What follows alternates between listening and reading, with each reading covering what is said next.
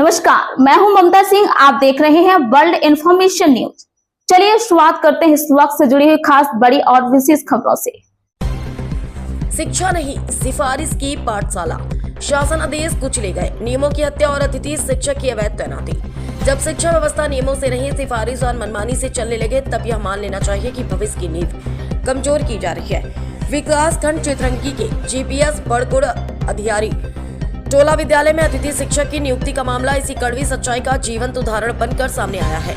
School शिक्षा विभाग और लोक शिक्षण संचालनालय वर्षों से यह दावा करता आ रहा है कि अतिथि शिक्षक नियुक्ति की प्रक्रिया पारदर्शी, नियमबद्ध और न्याय संगत है, लेकिन जमीनी हकीकत यह है कि शासनादेश को रद्दी की तरह कुचलते हुए मनपसंद नियुक्तियां की जा रही है और पात्र अभ्यर्थियों को साजिशन बाहर किया जा रहा है। शासन का स्पष्ट आदेश है, पुराने वैध पैनल में सम्मिलित पात्र अभ्यर्थी को ही प्राथमिकता दी जाएगी।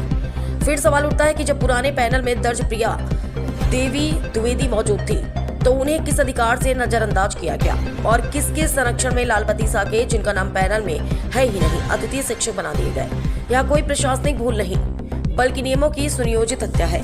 और भी चिंताजनक तथ्य यह है कि इस नियुक्ति से पहले न कोई विज्ञापन जारी हुआ, न कोई सार्वजनिक सूचना दी गई, न ही आवेदन आमंत्रित किए गए, यानी पूरी प्रक्रिया को जानबूझकर अंधेरे में रखा गया ताकि सवाल न उठे और जवाब न देने पड़े।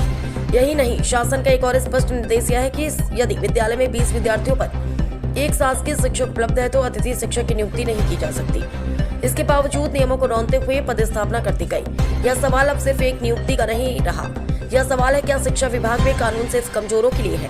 क्या पात्रता अब कोई मायने नहीं रखती? और क्या सरकारी विद्यालय प्रयोगशाला बन चुके हैं जहाँ नियमों पर नहीं रिश्तों पर नियुक्तियां होती हैं?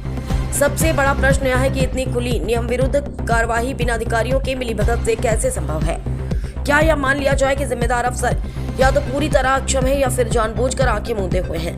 यदि इस मामले में शीघ्र निष्पक्ष जांच, अवैध नियुक्ति की तत्काल निरस्तीकरण और दोषियों पर कठोर कार्रवाई नहीं होती तो यह स्पष्ट संदेश जाएगा कि शिक्षा विभाग में भ्रष्टाचार अब अपवाद नहीं बल्कि व्यवस्था बन चुका है। शासन को यह तय करना होगा कि उसे बच्चों का भविष्य बचाना है या फिर नियमों को कुचलने वालों को संरक्षण देना है, क्योंकि शिक्षा से बड़ा कोई प्रयोग नहीं और अन्याय से बड़ा कोई अपराध नहीं। वर्ल्ड इंफॉर्मेशन न्यूज से संवाददाता विवेक कुमार द्विवेदी की खास रिपोर्ट।